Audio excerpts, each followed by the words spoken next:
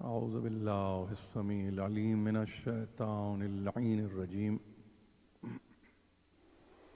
بسم اللہ الرحمن الرحیم الحمد للہ الذی ہدانا لہذا وما كنا لنهتدی لولا ان ہدانا اللہ لقد جاءت رسل ربنا بالحق والصلاة والسلام على النبي الأمي الخاتم لما سبق والفاتح لمن غلق والمعلن الحق بالحق أبي القاسم محمد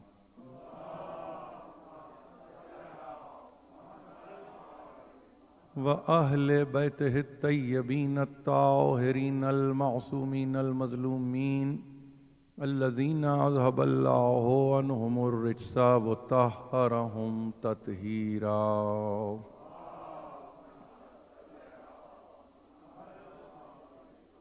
أما بعد فقد قال الله سبحانه وتعالى في محكم كتابه الحكيم يا أيها الذين آمنوا اتقوا الله وقولوا قولا سديدا صلوات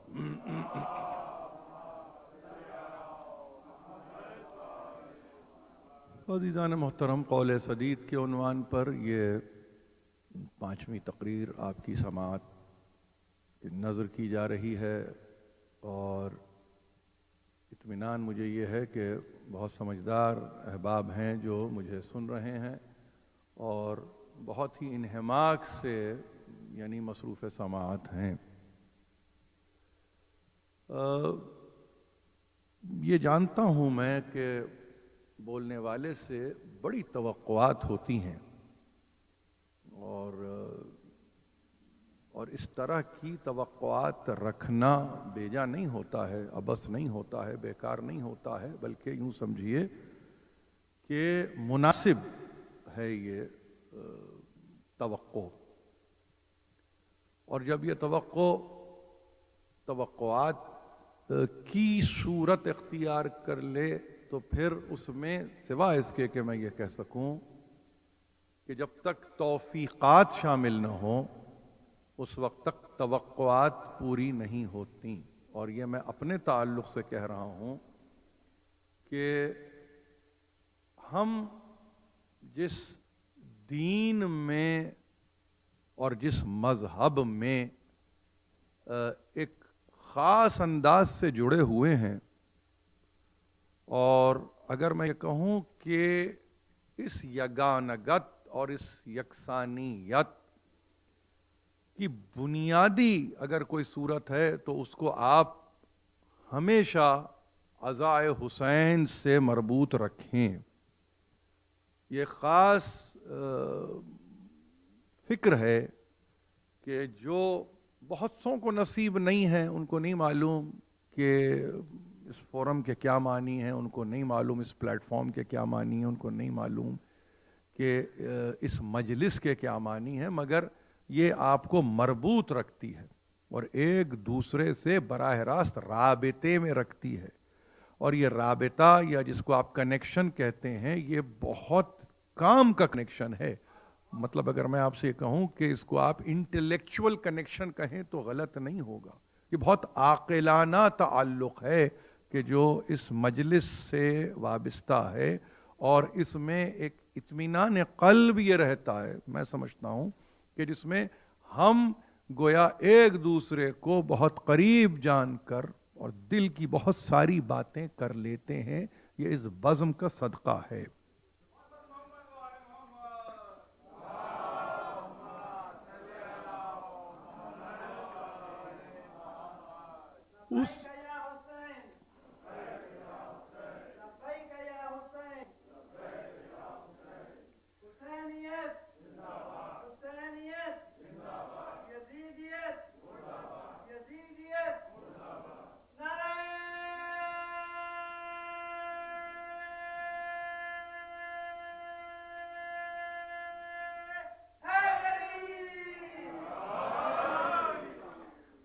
یہ بڑا احسان ہے اور یہ بڑی نعمت ہے جو اس کی بارگاہ سے ہمیں نصیب ہوئی ہے۔ اب اس میں اگر میں آپ سے عرض کروں کہ مثلاً شب جمعہ میں آپ داخل ہو گئے اور اس کی اپنی ایک اہمیت ہے. مفاتیح الجنان اٹھا کے آپ دیکھیے تو اعمال شب جمعہ اور روز جمعہ کے تعلق سے ایک پورا باب موجود ہے, پورا چیپٹر موجود ہے, اور اس کو پڑھنے کی ضرورت ہے, اس کو دیکھنے کی ضرورت ہے, اور اس پر جس حد تک آپ عامل ہو سکتے ہیں اس پر عامل ہونے کی بھی ضرورت ہے. کوئی ایسی چیز نہیں ہے کہ آپ یہ کہیں کہ بہت اشکال ہے اس میں, بہت مشکل ہے اس میں, نہیں بھائی, وہی قرآن کے سورے ہیں. اب یہ اور بات ہے کہ آپ کی عادت مثلاً یاسین کی رہتی ہے, آپ کی عادت ملک کی رہتی ہے, آپ کی عادت واقعہ پڑھنے کی تعلق سے رہتی ہے, اس میں ذرا سا اضافہ آپ دیکھیں گے تو سورہ کہف کا بھی تذکرہ آ گیا, اس میں ذرا سا آپ دیکھیں گے حامیم سجدہ کی بھی گفتگو ہو گئی, اس میں آپ کہیں گے روم و دکان و عنکبوت کا بھی تذکرہ ہو گیا. تو اگر یہ کچھ سورے بڑھ گئے تو اس کا مطلب یہ نہیں ہے کہ آپ کو کوئی تکلیف مبتلا کرنا چاہتا ہے, بلکہ وہ یہ بتلانا چاہتا ہے کہ اس کے اثرات کا کیا عالم ہے, اس کے اثرات کیا کیا عالم ہے.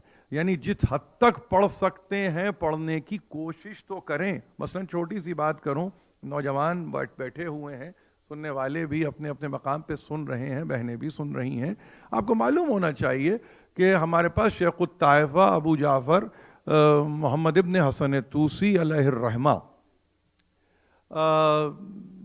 ان کے سن وفات کو بھی یاد رکھ لیجئے, 460 ہجری ان کا سن وفات ہے. انہوں نے کہا ہے کہ روز جمعرات یعنی یوم الخمیس, جمعرات کے دن اگر 1000 مرتبہ کوئی یہ کہے اللہم صلی علی محمد و آل محمد و اجل فرجہم, یہیں بات نہیں ختم ہوتی بلکہ وَأَهْلِكْ عَدُوَّهُمْ مِنَ الْجِنِّ وَالْإِنسِ وَمِنَ الْأَوَّلِينَ وَالْآخِرِينَ. 1000 مرتبہ اگر اس کو کوئی پڑھے, اور یہ استحبابی ہے, یعنی یہ کوئی واجب معاملہ نہیں ہے, مستحب ہے, یعنی پڑھیں تو ثواب ہیں, نہ پڑھیں تو کسی عذاب میں آپ مبتلا نہیں ہوتے. معاملہ استحبابی ہے جس کو آپ مستحب کہتے ہیں. فقی کے پاس جائیں گے, یہ ٹرمز آپ کو معلوم ہے کہ یہ ٹرمز وہ استعمال کرتے ہیں اور آپ بھی اسی طرح سے دیکھتے ہیں. لیکن کبھی غور تو کیجئے کہ اس طرح کی تاکید کرنے والا, اس طرح کی تعلیم دینے والا جب آپ کو یہ کہتا ہے کہ یوم الخمیس اگر 1000 مرتبہ یہ درود کی دوہرائی ہو جائے تو وہ تمہاری ہی عافیت ہے, تمہاری ہی سلامتی ہے. اب میں نوجوانوں سے یہ کہتا ہوں کہ آپ اس دور میں جی رہے ہیں, کبھی آپ غور کریں, اپنے علوم کو سامنے رکھیں, اپنے علوم کو مستحضر رکھیں. کوئی فزکس پڑھ رہا ہے, کوئی انیٹمی پڑھ رہا ہے, کوئی بایولوجی پڑھ رہا ہے, کوئی کسی کی کیفیت یہ ہے کہ وہ مثلا یہ کہ سائیکالوجی پڑھ رہے ہیں لوگ, علم ابدان سے لے کے علم نفسیات تک سبھی تو پڑھ رہے ہیں. اب اگر پڑھ رہے ہیں تو کبھی آپ جا کے کسی سے پوچھیں کہ یہ ریپیٹیٹو عمل جو ہوتا ہے انسانی نفسیات میں, کسی ایسی صورت کا دوہرایا جانا, مستقل اس کو ادا کرنا, یعنی جس کو آپ ریپیٹیٹو کہتے ہیں نا, وہ عمل جو عمل مسلسل ہے, جو تسلسل کے ساتھ ایک عمل ہے, اس کی اہمیت کیا ہے. تو فی زمانہ آپ کے پاس جتنے بڑے علماء نفسیات ہیں, غور سے سنیے, جتنے بڑے علماء نفسیات ہیں, ایک نام تو فرائیڈ کا آپ کو معلوم ہے نا, سگمنڈ فرائیڈ کا نام تو معلوم ہے آپ کو, لیکن جب آپ سے یہ گفتگو کی جاتی ہے تو آپ جا کے فوری طور پر دیکھیں تو وہ یہ کہتے ہیں کہ دیکھو بھائی, بات اگر یہ ہو رہی ہے کہ کسی ایسے لفظ کی ادائیگی اختیار کی جا رہی ہے کہ جس کے معنی ایک ہیں اور آپ اس کو بغیر کسی وجہ کے ادا کیے جائیں, تو تنہا لفظ سے انسان متنفر نہیں ہوتا، بلکہ وہ لفظ اپنی معنویت کو کھو دیتا ہے. یہ علم نفسیات کا ایک بہت بنیادی مسئلہ ہے آج. اس کو اگر آپ لنگوسٹ کے پاس لے کے جائیں گے تو وہ یہ کہے گا کہ یہ معاملہ سیمینٹکس کا ہے. سیمینٹکس کا مطلب کیا ہوا؟ یہ معاملہ نحوی معاملہ ہے، اس کی معنویت ہے. ایک ہے سنٹیکس. وہ سنٹیکس کیا ہے؟ سنٹیکس یعنی لسانیات میں یہ دو لفظ بڑے اہم ہوتے ہیں. سنٹیکس کا مطلب یہ ہے کہ جو گرامیٹیکل کنسٹرکشن ہے وہ ہے سنٹیکس. لیکن سیمینٹکس کا مطلب یہ ہے کہ جو معنویت رکھتا ہے لفظ، اگر اس کی تکرار بلا وجہ ہے تو وہ اپنی معنویت کو کھو دیتا ہے. ایک دوسری بات، لفظ اپنے اثر کو زائل کر دیتا ہے. تیسری بات، نہ صرف یہ کہ لفظ کا اثر زائل ہوا بلکہ ایک لحاظ سے انسان متنفر ہو جاتا ہے. یہ تین کیفیتیں پیدا ہوتی ہیں کسی ایک لفظ کو بلا وجہ، بلا موقع، بے محل اس کو صرف کرنے کے نتیجے میں. یہ کون کہہ رہا ہے؟ یہ توسی نہیں کہہ رہے ہیں، یہ کلینی نہیں کہہ رہے ہیں، یہ شیخ مفید نے نہیں کہا. آج کے علوم میں یہ فیصلہ ہوا اور آپ نے اس کو من و ان قبول بھی کر لیا.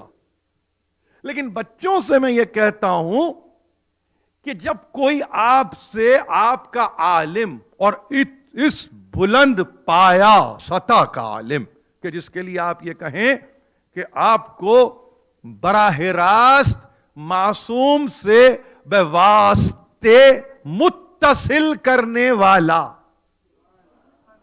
یہ کہیں نہیں ہوتا، یہ کہیں نہیں ہوتا. دو چار ہی ملیں گے آپ کو، اس میں کوئی زیادہ آپ پریشان مت ہو جائیے. ہمارے پاس ہاں ہے رجال، پورا علم رجال موجود ہے. مگر میں یہ کہہ رہا ہوں، جب میں ان کی یعنی تاریخ وفات بتا رہا ہوں، یعنی سال وفات بتا رہا ہوں، تو آپ کو معلوم ہونا چاہیے نا کتنا قرب رکھتے ہیں وہ، کتنے نزدیک ہیں. مثلا جب آپ یعقوب کلینی کی بات کرتے ہیں اور ان کے سن وفات پر نظر رکھتے ہیں تو آپ کہتے ہیں وہ 329 ہجری ہے. تو 329 ہجری کا مطلب یہ ہے کہ میں نے کل ہی شاید تقریر میں کہا ہے کہ یعنی ان کے پاس ایسی احادیث بھی ملتی ہیں کہ جس میں درمیان میں فقط ایک واسطہ ہے اور حدیث امام یازدہم سے آ گئی. ایک واسطہ. آپ سمجھ رہے ہیں میری بات؟ جیسے آپ کے پاس یہ کہا جاتا ہے، اور ہم نہیں کہتے، ہم اس طرح سے نہیں دیکھتے، وہ کہ جو اہل سنت کے بڑے عالم ہیں، علماء اہل سنت، وہ یہ کہتے ہیں حسین ابن علی براہ راست یقیناً ہیں سلسلے میں سرکار رسالت مآب کی، مگر درمیان میں جو ایک واسطہ ہے وہ شہزادی امت کا ہے. یہ ہو گیا نا. ویسے ہی حدیث کے اعتبار سے اگر آپ دیکھیں تو ایک واسطہ، تو وہاں آپ کو ایسا لگے گا 5 واسطوں میں، کہیں 4 واسطوں میں معصوم سے جا کے محدث مل گیا. محدث سے.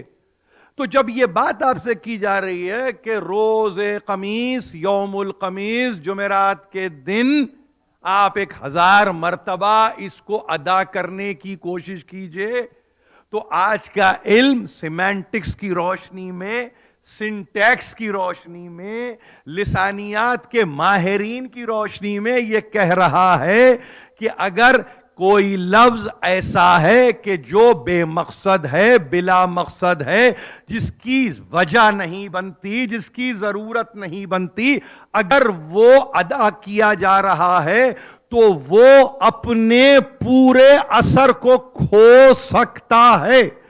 مگر کوئی ایسا لفظ، کوئی ایسا فقرہ، کوئی ایسا جملہ جس میں فیتھ کام کر رہا ہے، جس میں ایمان پیچھے سے قوت دے رہا ہے، جس میں آپ کے پاس کہیں سے قوت مل رہی ہے، تو اس کی ادائیگی نہ اثر کھوتی ہے، نہ طبیعت پہ وہ بار بنتا ہے، نہ کسی صورت اس سے آپ متنفر ہوتے ہیں، بلکہ علماء اخلاق نے یہ کہا کہ وہ اثر اپنے عجائب و غرائب کو ظاہر کرتا ہے اور نئی نئی حقیقتوں کو کھولتا چلا جاتا ہے.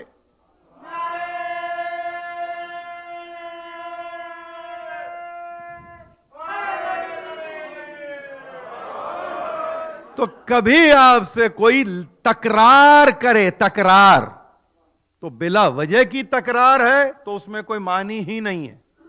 لیکن اگر اس تکرار میں معنویت ہے تو آپ کہیں گے اس کا اثر بھی ہے، اس سے تاثر بھی ہے، اس کے اثرات بھی ہیں. اور پھر وہ اثرات ایسے نہیں ہیں کہ آپ یہ کہیں یعنی 1000 مرتبہ اگر کسی چیز کا کوئی ورد کرے تو ہر مرتبہ ایک حقیقت نو آشکار ہوتی جائے. یہ ہے وہ پورا سلسلہ جو بچوں کو کبھی بتائیے کہ اکارڈنگ ٹو سائیکولوجیکل فینومینا، ان سے کہیے کہ یہ ہم گفتگو ہمارے علماء نے جب کی، ہو سکتا ہے کہ یہ علوم ظہور پذیر نہیں ہوئے ہو اس شکل میں جس شکل میں ہم اور آپ جانتے ہیں. مگر کوئی یہ کہے کہ اس زمانے میں علم الابدان نہیں تھا تو غلط، علم نفسیات نہیں تھا تو غلط، کوئی کہے کہ نباتات کے تعلق سے کوئی علم نہیں تھا تو غلط، حیوانات کے تعلق سے کوئی علم نہیں تھا تو غلط، مابعد الطبیعات کے تعلق سے کوئی علم نہیں تھا تو غلط. یعنی تمام علوم اپنے اصل میں موجود تھے. میری بات کو بہت غور سے سنیے. آپ نے جب نئی اصطلاحات ان علوم کو دے دی تو آپ یہ سمجھنے لگے کہ شاید ہم خالق ہیں ان علوم کے. نہیں، آپ بالکل نہیں ہیں. آپ ان علوم کے ایجاد کردہ نہیں ہیں. آپ کے ذہن میں کبھی آ جائے کہ ہم علم الانساب کے اب ماہر ہیں اس لیے کہ کوئی ancestry.com نامی ویب سائٹ آپ کے آباء و اجداد کا پتہ دیتی ہے تو وہ غلط ہے. غلط ہے. امیر المومنین نے عقیل کو جب طلب کیا ہے تو ماہر ہے، نصاب ہے، علم الانساب کا ایکسپرٹ ہے، جس کی قبائل عرب پہ نظر ہے. فقط قبائل عرب پہ نہیں، ان کے ٹریٹس پہ نظر ہے، ان کے فیچرز پہ نظر ہے، ان کی صفات پہ نظر ہے. تبھی تو چن کے لاتا ہے اور دنیا کے حوالے عباس ابن علی کر دیتا ہے.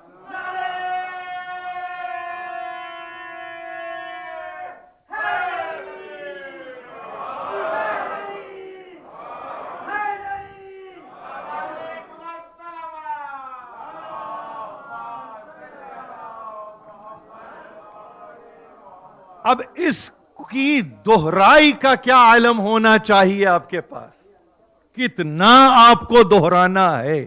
یعنی اسرار و غوامض تو اپنی جگہ، مگر جو حقیقتیں آشکار ہو رہی ہیں ہر درود پر،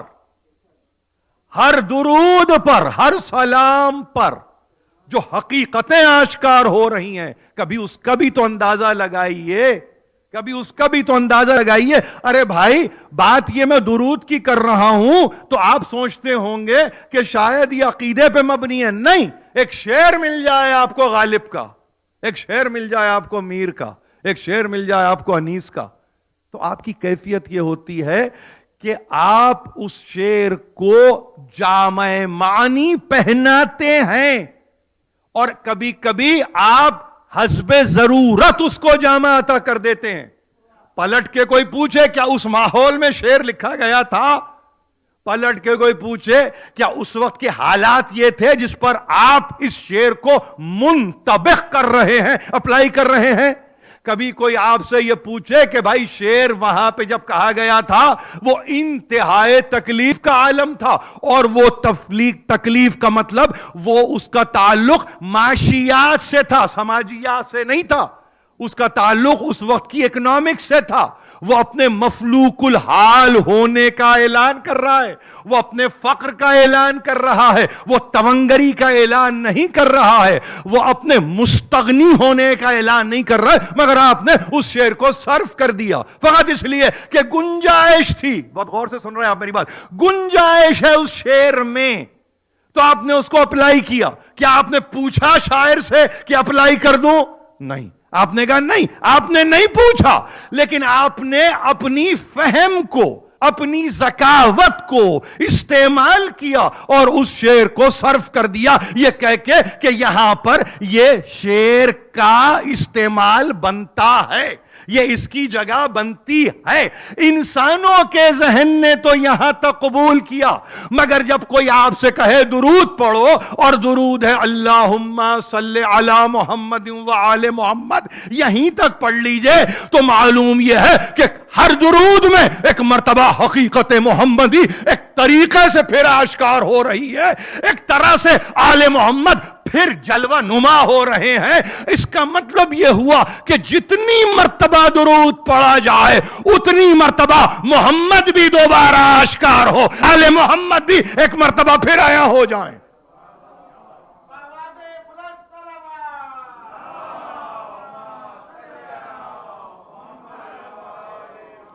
اور جبکہ اس درود کا راز آل محمد ہیں, آپ سمجھنا, اس درود کا راز آل محمد ہے, اور آل محمد میں وہ حقیقت محمدیہ جو پردہ غیبت میں ہے. یعنی اس کا مطلب یہ ہے کہ کتنی گنجائش ہے اس ایک فقرے کو دہرانے والے کے لیے, کتنی گنجائش ہے کہ نہیں معلوم کب کس طرح آشکار ہو جائیں, نہیں معلوم کب کس طرح ہویدہ ہو جائیں, کب کس طرح نمایاں ہو جائیں. تو اب معلوم یہ ہوا, یہ وہ کلمہ اگر کوئی کہہ رہا ہے جمعرات کو کہے, شب جمعہ کہے, ارے بھائی کچھ نہیں ہے گھر میں کہے, ماں بچے سے کہے.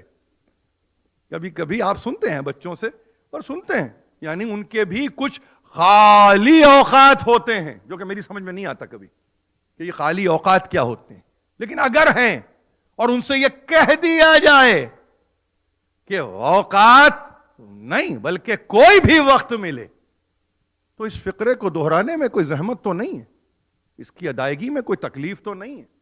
ہاں اب آپ یہ کہیں اس سے ہوتا کیا بھائی, بنیادی چیز جب آپ نے مکمل درود بھیجا, یہ آپ کے پاس علماء نے لکھا ہے, علماء نے لکھا ہے کہ اگر بریدہ ہو, ابتر ہو تو تکلیف ہوتی ہے, اذیت ہوتی ہے. پوچھنے والوں نے پوچھا نہیں کیا سرکار رسالت میں آپ سے, جب یہ کہا کہ کیا ہم اس طرح پڑھ دیں اللہم صلی علی محمد, تو کہا اذیت ہے. آپ سمجھ رہے ہیں, اذیت ہے. کہاں ہے یہ آپ کو آیہ درود کہاں ہے پوچھئے آپ, تو معلوم یہ ہوگا سورہ احزاب میں ہے. اب سورہ احزاب میں اگر ہے تو کیا ہے, کیا ہے, یہی ہے نا, ان اللہ وملائکتہ یصلون علی النبی یا ایھا الذین آمنوا صلوا علیہ وسلموا تسلیما.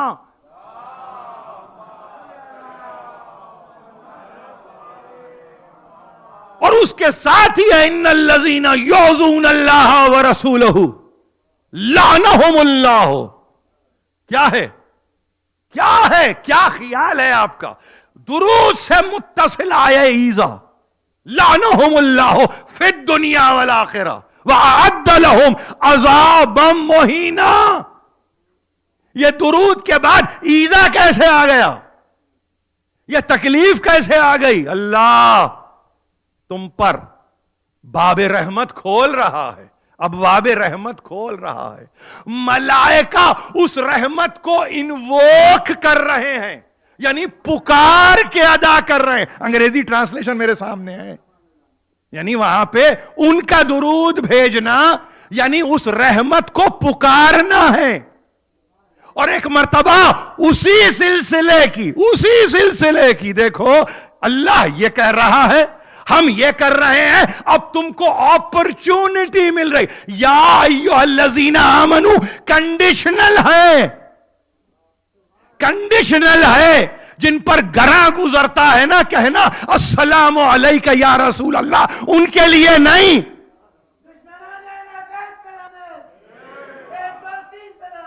صلو علیہ وسلموا تسلیما. درود بھی سلام بھی, آپ سمجھ گئے, پریئرز بھی سیلیوٹیشن بھی. کبھی آپ ان دو لفظوں کو ملا کے دیکھیں انگریزی میں کہ پریئر اینڈ سیلیوٹیشن, اس کا مطلب کیا ہوتا ہے؟ فقط یہی نہیں ہے کہ درود ہی درود نہیں، درود کی انتہا یہ ہے کہ اس کے حضور میں اپنے آپ کو ایک مرتبہ تسلیم کی منزل پر لاؤ، تسلیم کی منزل پر لاؤ، یعنی اپنے سر کو خم کر دو۔ اب اگر تسلیم نہیں ہے، بہت غور سے سن رہے ہیں نا آپ، اس کے کسی حکم پہ کوئی تسلیم کی منزل پر نہیں آتا، کوئی اس کو سیلیوٹ پیش نہیں کرتا، تو پھر اس کے لیے دوسری آیت رکھی ہے کہ وہ لوگ جو اللہ اور اس کے رسول کو ایذا دیتے ہیں تو اللہ قیامت میں نہیں، دنیا میں بھی ان پہ لعنت، آخرت میں بھی ان پہ لعنت، اور ان کے لیے عذاب مہین کو تیار رکھا گیا ہے۔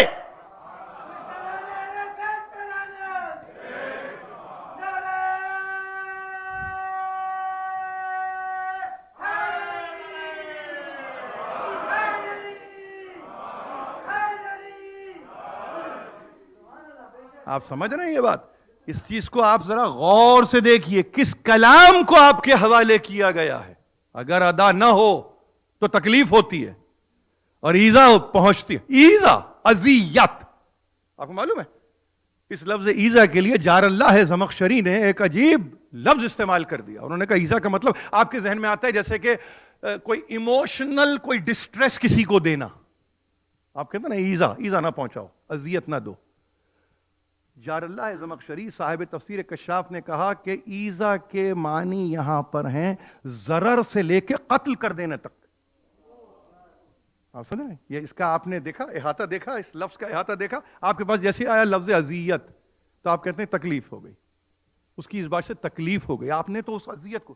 اب جب نبی کے تعلق سے اور یہ بات آ رہی تو اب جب آپ کے ذہن میں اس کی انتہا آ گئی کہ ضرر پہنچانے سے لے کر قتل کر دینے تک، تو ہم کو نہیں معلوم سوا اس کے کہ جو رسول کی مرضی ہے اس مرضی کے مطابق زندگی گزارو۔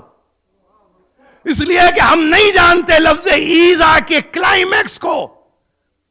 فقط گلے پہ خنجر پھیرنا قتل کرنا نہیں ہے، موقف رسول کو نہ ماننا، حکم الہی کی عدول کرنا، عدول سے حکم الہی۔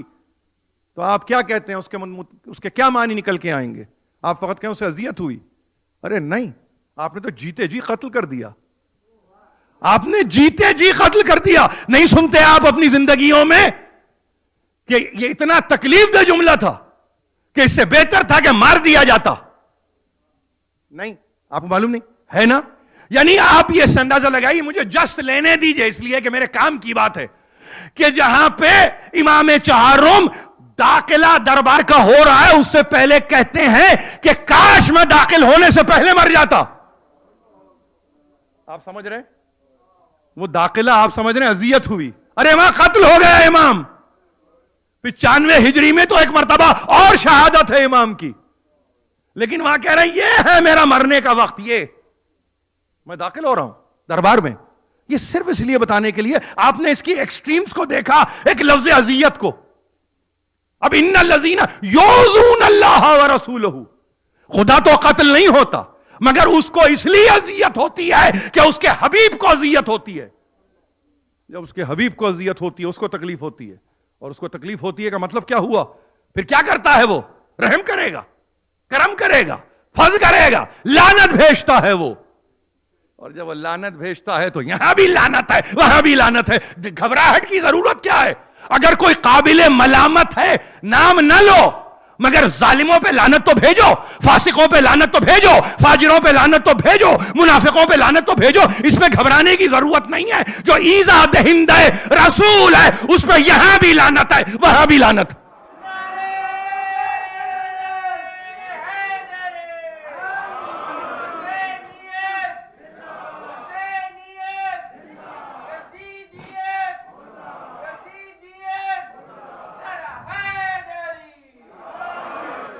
یہ ہے وہ زندگی جس میں ہم گزارا کر رہے ہیں، مگر عجیب بات یہ ہے کہ باب رحمت کس طرح سے کھلا ہے آپ کے لیے کہ آپ کہتے ہیں کہ نہیں، ہمیں کیا کام ان ایذا دہندوں سے۔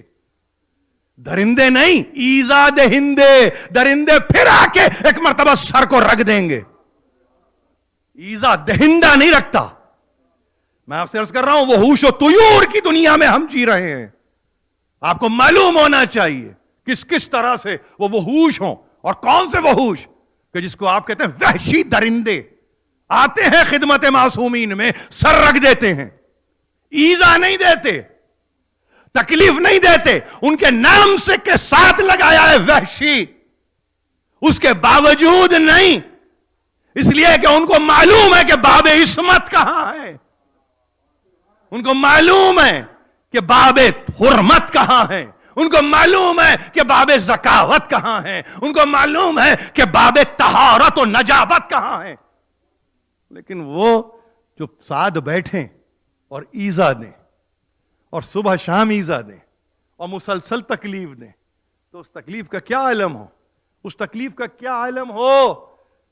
آپ کہتے ہیں ہاں نہیں، ایک مرتبہ حکم آ گیا، اے حبیب نہیں گھبرانا، لا تطع الکافرین والمنافقین ودع آذاہم، اور دیکھو کبھی سمجھوتا کرنے کی ضرورت نہیں ہے کافرین سے، تم کو منافقوں سے سمجھوتا کرنے کی ضرورت نہیں ہے، تم کو ان کے آگے اپنے آپ کو کسی طرح بھی اپنے آپ کو زیر کرنے کی ضرورت نہیں ہے. ودع آذاہم، اور سنو ان کے ایذا کا خیال کرنے کی ضرورت نہیں ہے، چھوڑو ہٹاؤ ان کو دور کرو، یہ عذاب ہے. ودع آذاہم وتوکل علی اللہ وکفی باللہ وکیلا. یہ آیت موجود ہے آیے درود سے پہلے، آیے ایذا سے پہلے، کہ جہاں اصول بنا دیا اور یہ کہہ دیا کہ دیکھو خبردار کوئی سمجھوتا نہیں، کسی قسم کی گفتگو نہیں ہے ان سے، یہ آتے ہیں آئیں، جاتے ہیں جائیں، تمہیں گھبرانے کی ضرورت نہیں ہے. کیا کریں گے؟ زیادہ سے زیادہ ایذا دیں گے تمہیں. دیکھیے یہ ہے وہ تربیت جو الہی تربیت ہے. ودع آذاہم، ایک طرف ہٹا دو، دور کرو اس کو.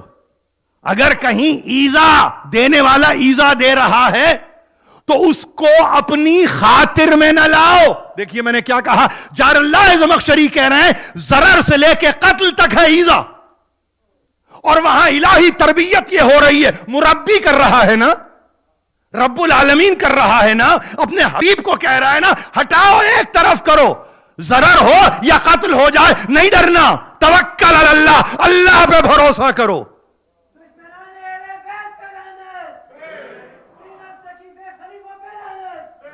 وکفا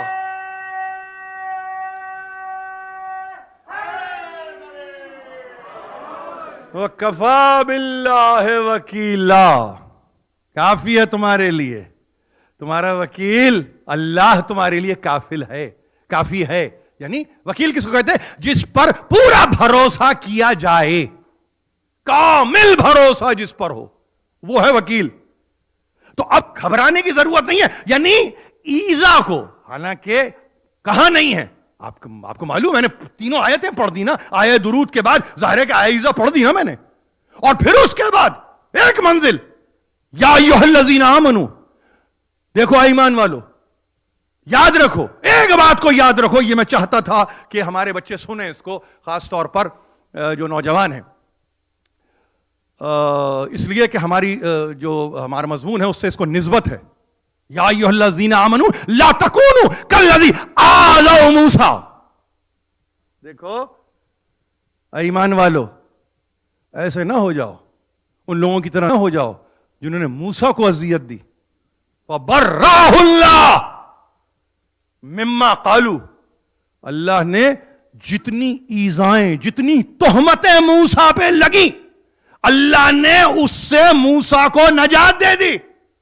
مما قالوا، جو بھی وہ کہتے تھے، وَكَانَ عِندَ اللَّهِ وَجِيهًا، اور موسیٰ کا مرتبہ یہ ہے کہ وہ رودار بنا، صاحب فضیلت بنا، صاحب منزلت بنا، صاحب کرامت بنا، صاحب عظمت بنا. دنیا نے چاہا کہ اس کے مرتبے کو کم کر دیا جائے، اللہ نے کہا وہ تو منہ دکھانے کے قابل ہو گیا اس کی بارگاہ میں.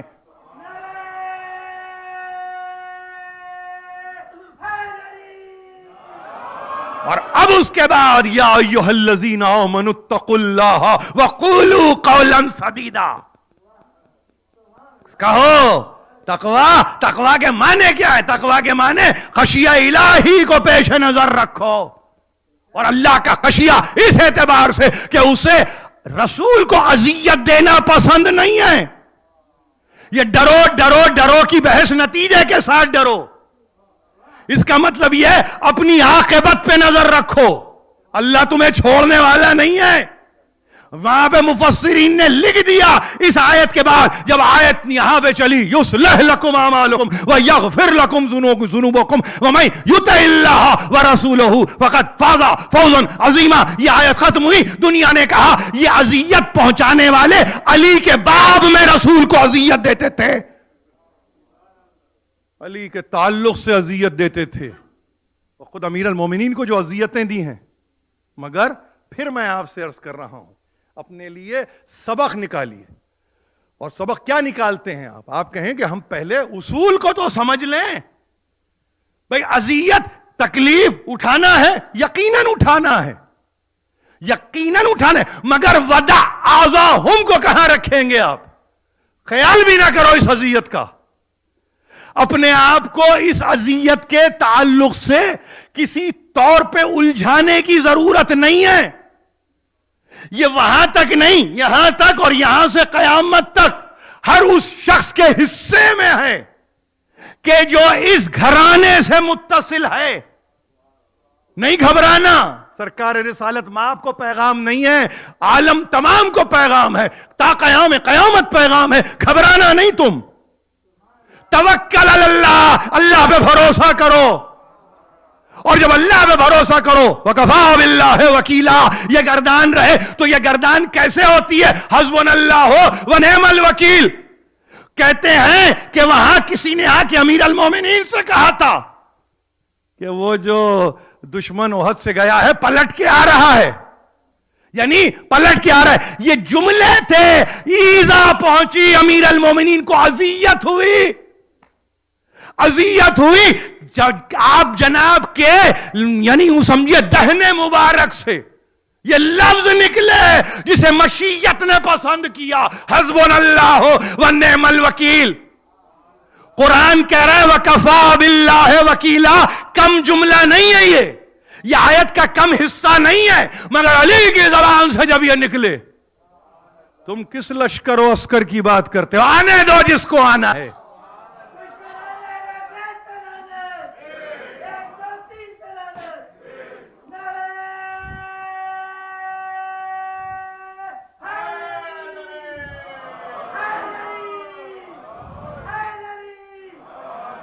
یاد رہے گا آپ کو یہ کفا باللہ وکیلا کی ایکسپلینیشن ہے حسبنا اللہ ونعم الوکیل. کبھی قرآن کو قرآن سے بھی پڑھنے کی کوشش کیجئے. کافی ہے اللہ, کافی ہے اللہ. اس سے بہتر کون ہے تمہارا وکیل؟ کون ہے تمہارا پروٹیکٹر؟ کون ہے جس پر کہ تم بھروسہ کر سکتے ہو؟ یہ حسبنا اللہ ونعم الوکیل کھول کے رکھ دیا امیر المومنین نے. اور وہی سلسلہ جب دربار شام تک پہنچا ہے تو اپنے خطبے کو ختم کیا ہے اس کلمے پہ حسبنا اللہ ونعم الوکیل. آپ کہتے ہیں کہ کہاں کی بات کہاں؟ احد کب ہے؟ احد کب ہے بھائی؟ 2 ہجری, آپ کہیں بدر 3 ہجری احد. 3 ہجری اور 61 ہجری 58 برس کے بعد. یعنی اس کا مطلب یہ ہے سامنے کھڑے ہو کے یہ کہہ رہی ہیں وہاں نہ ہو تو پھر آؤ پلٹ کے. یہ حسبنا اللہ و نعم الوکیل کی ایک تاریخ ہے پیچھے. یہ ایسے آئسولیشن میں ٹرینکولیٹی میں کہا ہوا جملہ نہیں ہے یہ کہ کچھ نہیں بن پڑا تو یہ کہہ دیا. نہ یہ نہیں ہے, یہ نہیں ہے. اس کی پیچھے تاریخ ہے. اس وقت بھی کسی نے دھمکایا تھا میرے باپ کو کہ تیرا دادا آ رہا ہے. آج تو کہتا نہیں ہے, میں تجھے کہتی ہوں, میں کہتی ہوں سن لے یہ فقرہ, پلٹ کے آنا ہے تو پھر پلٹ کے آ جا.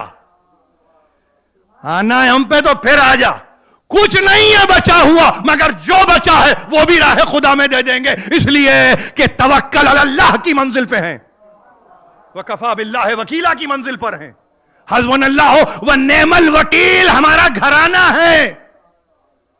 یہ علی سمبلائز اگر کوئی علی کو کرے، حسبنا اللہ ونعم الوکیل، کہاں سے علی اسٹرینتھ لیتا ہے؟ پوچھو تو علی اپنے سورس آف اسٹرینتھ کو ڈکلیئر کرتے ہیں، چھپا کے نہیں رکھتے۔ یہ قوت یا امیر المومنین کہاں سے ملی؟ حسبنا اللہ ونعم الوکیل، سب پہ کھلی ہے آیت، سب پہ یہ آیت کھلی ہے، کیوں نہیں سورس لیتے وہاں سے؟ معلوم یہ ہوا کہ جب تک دل میں دغل ہے نا، دل میں کھوٹ ہے، اس وقت تک کلام اثر نہیں کرتا، وہ پورا قرآن ہی کیوں نہ ہو، حافظ قرآن ہی کیوں نہ ہو، مفسر قرآن ہی کیوں نہ ہو، دغل اگر دل میں ہے دغل، اور وہ دغل اللہ کو نہیں دھوکہ دے رہے ہیں، آپ اپنے آپ کو دھوکہ دے رہے ہیں۔ یہ تو ابتدا میں ہی گفتگو آ چکی ہے بقرہ کے، یہ سمجھ رہے ہیں کہ وہ خدا کو دھوکہ دے رہے ہیں، نہیں، یہ تو اپنے آپ کو دھوکہ دے رہے ہیں۔ جو اپنے آپ کو دھوکہ دیتا ہے تو پھر وہ خود ہی مرتا ہے، اس کو کوئی مارتا نہیں ہے، اس کو کوئی مارتا نہیں ہے۔ تو حسبنا اللہ ونعم الوکیل۔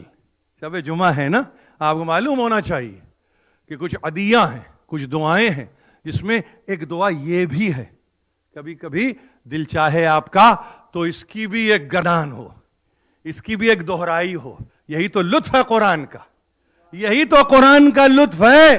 یہ قرآن وہ کتاب ہے جو دہرائی ہوئی ہے، آپ پہلی مرتبہ نہیں پڑھ رہے ہیں، یہ دہرائی ہوئی کتاب ہے، اور جب دہرائی ہوئی ہے احسن الحدیث ہے، کتابم متشابہم مثانی ہے، یہ ایسی کتاب ہے جو ہم رنگ ہے، یک رنگ ہے، دہرائی ہوئی ہے، اس میں شبہات نہیں ہیں، اس میں شکوک نہیں ہے، اس میں اگر ان اصل کو سامنے رکھ کے دیکھو تو تمہارے سامنے ایسا لگے جیسے تنوع ہے، کسی گلستان میں تم نکل آئے، کسی بوستان میں تم نکل آئے، اپنی مرضی سے چنو جو چننا ہے تم کو۔ یہ ہے وہ کتابم متشابہن مثانی، یہ وہ کتاب ہے جس میں شبہ نہیں ہے۔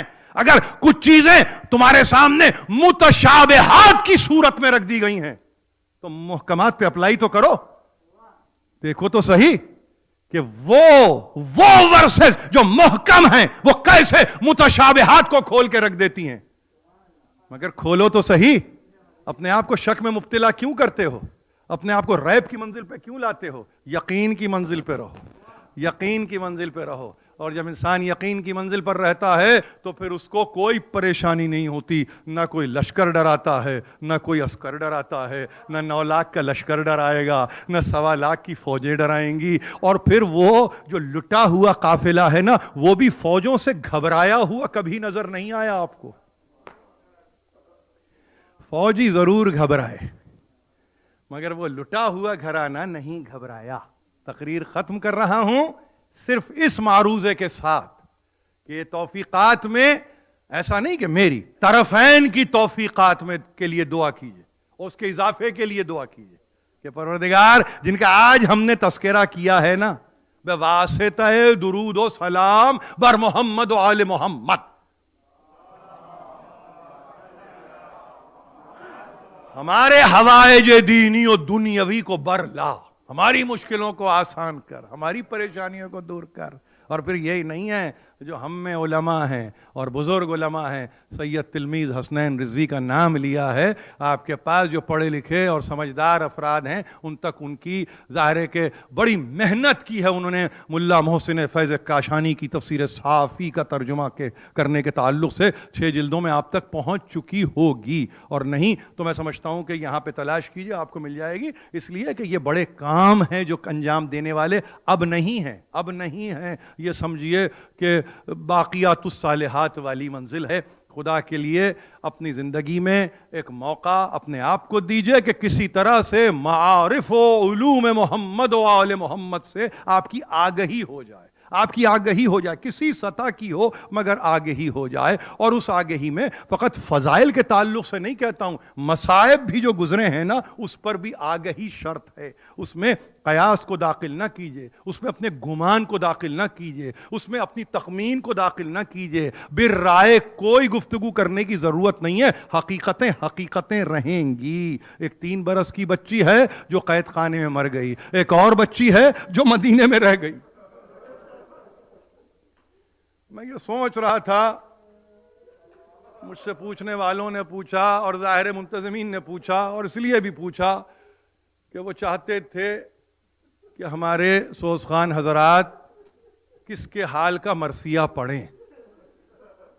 میں نے یقین جانیے میں نے اپنے تعلق سے تو یہ کہا تھا کہ عرصہ محشر پہ گفتگو کروں گا، شب جمعہ کو سامنے رکھ کر، اور انہوں نے تو حق ادا کیا۔ ظاہر بلقیس پاسباں ہے، یہ کس کی جناب ہے، یہ مرثیہ پڑھ دیا، اور وہ مرثیہ ہی کامل مرثیہ ہے۔ یہ کہنے کی ضرورت نہیں ہے کہ آج اس کا کیا موقع تھا، مگر شب جمعہ ہے۔ فاطمہ زہرا سے زیادہ کس کا موقع ہوگا؟ اپنے بچے کا تذکرہ سننے کے لیے آتی ہیں، ہم سب سے پہلے آ جاتی ہیں، بلکہ یوں کہیے ہمارا استقبال کرتی ہیں، خوشا حال تمہارا خوش نصیب ہو تم، خوشا حال تمہارا خوش نصیب ہو، یہ کہتی ہیں۔ آپ کے پاس روایتیں پوری موجود ہیں، آتے ہو آؤ تبکون علی الولدی الغریب، روتے ہو میرے غریب بیٹے پہ، روتے ہو میرے حسین پہ، روتے ہو۔ یہ ظاہر ہے کہ بی بی فاطمہ ہیں، مگر میں کیا کروں بی بی، آپ کا تذکرہ ذاکر اول نے کیا، کیا میں فاطمہ صغریٰ کا تذکرہ کر دوں؟ کیا میں آپ کی اجازت سے فاطمہ صغریٰ کا تذکرہ کر دوں؟ مشکل ہے، نہیں ہوتا ہے، مگر وہ بچی کیوں محروم رہے، اس فرش عزا سے وہ کیوں محروم رہے؟ حسین کی وہ بیٹی کہ جس کو نانی ام سلمہ کے حوالے کیا ہے، مگر مقاتل میں یہ لکھا ہے کہ قافلہ رخصت ہوا، وہ بیمار بیٹی ایک مرتبہ عصا کو سہارا بناتے ہوئے ایک مرتبہ کہتے ہیں کہ وہ پہنچ گئی کہاں تک، جس کو حوالی مدینہ کہتے ہیں۔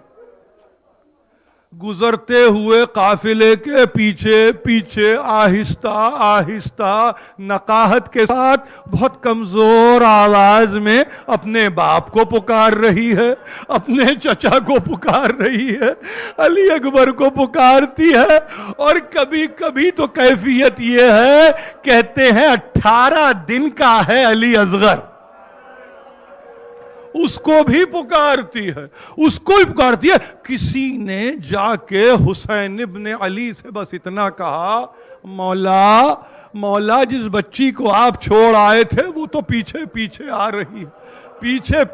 رہی ہے، اور گرد صحرا ہے کہ اس کے بالوں پہ پڑ رہی ہے، گرد صحرا ہے کہ جو اس کے بالوں پہ جگہ بنا رہی ہے۔ ہائے ایک مرتبہ اپنی سواری کو روک کے اترے اور اتر کے گئے بیٹی کے پاس، بیٹی کو آغوش میں لے لیا، گود میں اٹھا لیا، کلیجے سے لگا لیا، بابا دادی ام سلمہ کے حوالے تو کیا ہے، بابا اب کب آئیں گے، بابا میں آپ کی صورت کب دیکھوں گی، بابا یہ قافلہ جا رہا ہے، اب ان سے ملاقات کب ہوگی بابا، اور بابا عبداللہ صغیر، ہائے بابا علی اصغر کیسے دیکھوں گی؟ کہتے ہیں کہ سواری کو حسین ابن علی نے بٹھا دیا، سواریاں بیٹھ گئی، جس سواری میں ظاہر ہے کہ ماں کے آغوش میں علی اصغر ہے، ام رباب کے آغوش سے حسین کے آغوش میں آئے، حسین کے آغوش میں آنے کے بعد فاطمہ صغریٰ کے آغوش میں جب بچہ گیا تو معلوم ایسے ہوتا تھا جیسے کہ انتہائی ودا کر رہا ہے، اب پلٹ کے نہیں دیکھے گا، بہن سے لپٹ گیا، ایسے لپٹا جیسے کہ اب چھوڑنا نہیں چاہتا ہے۔ کچھ دیر گزری، ایک مرتبہ کہا فاطمہ صغریٰ اب اجازت دے دو بیٹے، اب اجازت دے دو، دور کا سفر، بہت دور جانا ہے بیٹے، जाने दो बाबा को, जाने दो बाबा को। एक मर्तबा बच्चे को अपनी आगोश में लेके मुसलसल रोती है, क्या क्या बातें कर रही है, किस किस तरह से कह रही है। अली असगर छोड़े जाते हो, बहन को खुदा हाफिज किए जाते हो, बच्चा है। मगर कहते हैं एक मर्तबा हुसैन की जबान से बस इतना निकला, अली असगर, वो बच्चा बहन के आगोश से निकल के बाप के आगोश में आ गया। जानते थे हुसैन इंतहाई कुर्बानी है अली असगर की, कुछ तो कहा होगा, कुछ तो समझाया होगा। कहते हैं कि एक मर्तबा ये काफिला आमादा सफर हुआ, दूर निकल गया, बहुत देर तक देखती रही, दूर तक देखती रही। ओजल हुआ, बराबर दादी उम्मे सलेमा आ गई, बाजू को थाम के कहा बेटे घर चलो। बाबा चले गए, भाई चले गए, चचा चले गए, इंतजार करना है। हाँ, रजब का महीना गुजर गया, शाबान का महीना गुजरा, रमजानो, शव्वालो, ज़िक़ादो, ज़िलहिज के महीने गुजर गए, मुहर्रम का चांद भी देखा, मगर बाबा नहीं आए। एक मर्तबा कहते हैं असर आशूर घबरा के अपने बिस्तर से खड़ी हुई, एक मर्तबा घबरा के बिस्तर से खड़ी हुई और कुछ नहीं, ज़ेरे आसमान जाके खड़ी हुई। पीछे से दादी ने कहा क्या बात है बेटे, कहा दादी दिल घबराता है दादी, मुझे हवाओं में मेरे बाबा के लहू की खुशबू आती।